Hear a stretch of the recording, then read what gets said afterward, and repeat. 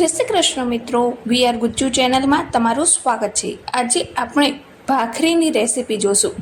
બધાના જ ઘરમાં આ ભાખરી તો બનતી જ હોય છે, પણ એક પ્રોબ્લેમ હોય છે કે ભાખરી બની ગયા પછી તે કડક નથી રહેતી હોતી। તો એ જ ટિપ્સ સાથે આજે આપણે ભાખરીની રેસીપી જોશું। તો ચલો ફટાફટ આપણે રેસીપીના વિડીયોને જોઈ લઈએ।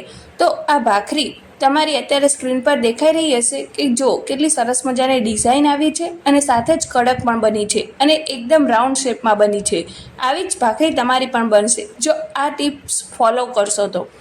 ચલો પહેલાં આપણે ભાખરીનો લોટ લઈ લઈએ। તો એના માટે કરકરો લોટ હોય છે, તે તમને કોઈ પણ ઘરઘંટીએ આસાનીથી મળી જશે। અને જો આ રીતનો ભાખરીનો લોટ આપણે ચાળીને સાફ કરીને લેવાનો છે। અત્યારે મેં 3 કપ જેટલો આ ભાખરીનો લોટ લીધેલો છે અને એની અંદર સ્વાદ અનુસાર મીઠું ઉમેરવાનું છે, જેટલું તમારા ઘરમાં ખાતા હોય એ પ્રમાણે। અને સાથે જ આપણે તેલનું મોવણ દેવાનું છે। આમાં તેલ સારા પ્રમાણમાં ઉમેરવાનું છે। જો તમારું તેલ સારા પ્રમાણમાં ઉમેરેલું હશે તો તમારી ભાખરી એકદમ સરસ કડક બનશે। તો જો આ રીતના તેલ ઉમેરી લીધા પછી આ રીતના હાથથી એને મસળવાનું છે। અત્યારે મેં 3 મોટી ચમચી જેટલું તેલ ઉમેર્યું છે। જો આ રીતના એને સારી રીતે આંગળીઓના મદદથી જે સ્ક્રીન પર દેખાઈ રહ્યું છે તે રીતે મસળવાનો છે લોટને।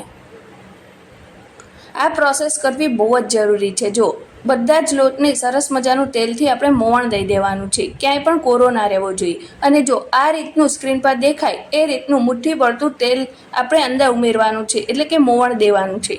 અને આ રીતના મોવણ દેવાઈ જાય ત્યારબાદ આપણે એમાં પાણી ઉમેરીશું।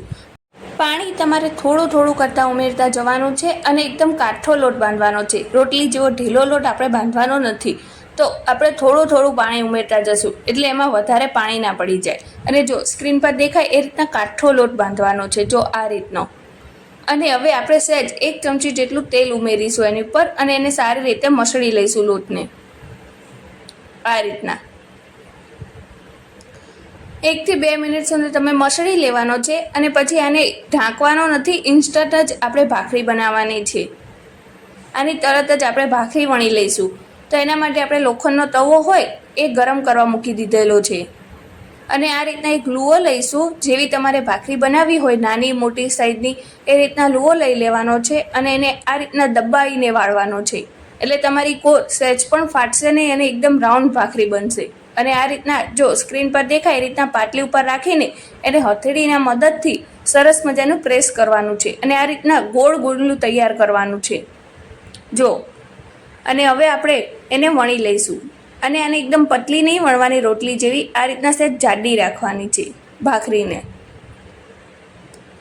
અને હવે આપણે જે તવો ગરમ કરવા મૂક્યો છે એની ઉપર એને એડ કરી દઈશું અને આને થોડીક વાર લાગે છે ચડવામાં, એટલે આપણે નીચેની સાઈડ થાય ત્યાં સુધી આપણે એક બીજી ભાખરી વણીને તૈયાર કરી લઈશું, આ ભાખરી શેકાય ત્યાં સુધી। તો એના માટે મેં બીજો લુઓ પણ એ રીતના લઈ લીધેલો છે અને હવે એને પણ વણી લઈશું। તો જો આપણી ભાખરી બીજી છે એ વણાઈ ગઈ છે અને આ બાજુ આપણે જે ભાખરી ચડવા મૂકી હતી એ નીચે પણ શેકાઈ ગઈ છે। હવે એને પલટાવી દઈશું આ રીતના અધકચરી થાય એટલે એને પલટાવી દેવાની। જો નીચે પણ સરસ મજાની ડિઝાઇન આવી ગઈ છે અને ઉપર પણ સરસ મજાની ડિઝાઇન આવી ગઈ છે, એટલે તવો સાઈડમાં લઈ લેવાનો છે અને આપણે જે ગેસની ફ્લેમ છે એ આ રીતના ફૂલ કરી દેવાની છે અને એની ઉપર આપણે આ ભાખરીને રાખવાની છે અને સહેજ ઊંચી રાખજો ચીપિયાના મદદથી જો તમને ના ફાવે તો। અને જો કેટલી સરસ મજાની ફૂલાવા લાગી છે અને જો કેટલી સરસ મજાની ડિઝાઇન આવી ગઈ છે। એને બધી બાજુથી સરસ મજાની શેકી લેવાની છે આવી રીતે ગોળ ગોળ ફેરવતા જઈને। તો જો ક્યાંય પણ કોર ફાટી નથી અને એકદમ રાઉન્ડ શેપવાળી અને ડિઝાઇનવાળી આપણી ભાખરી બનીને તૈયાર થઈ ગઈ છે। તો તમને આ રેસીપીનો વિડીયો કેવો લાગ્યો મને કમેન્ટ બોક્સમાં લખીને જરૂરથી બતાવજો।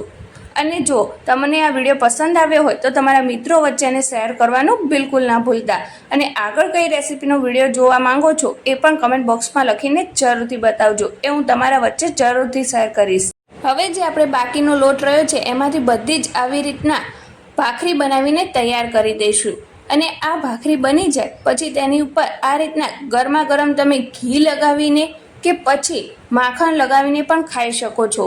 અને જો કેટલી સરસ મજાની મેં તમને નજીકથી બતાવી, કેટલી સરસ મજાની આપણી ભાખરી બનીને તૈયાર થઈ છે। અને આની ઉપર જે ઘી લગાવવામાં આવ્યું છે એ પણ આપણા ઘરે જ બનાવેલું છે આ ઘી, અને એની રેસીપી જોવા માંગતા હોય તો એ પણ ચેનલમાં અપલોડ કરેલી છે, ત્યાં જઈને તમે જોઈ શકો છો. તો ચલો હવે આપણે મળીએ એક નવા જ વિડીયો સાથે. ત્યાં સુધી બાય બાય, ટેક કેર, જય શ્રી કૃષ્ણ.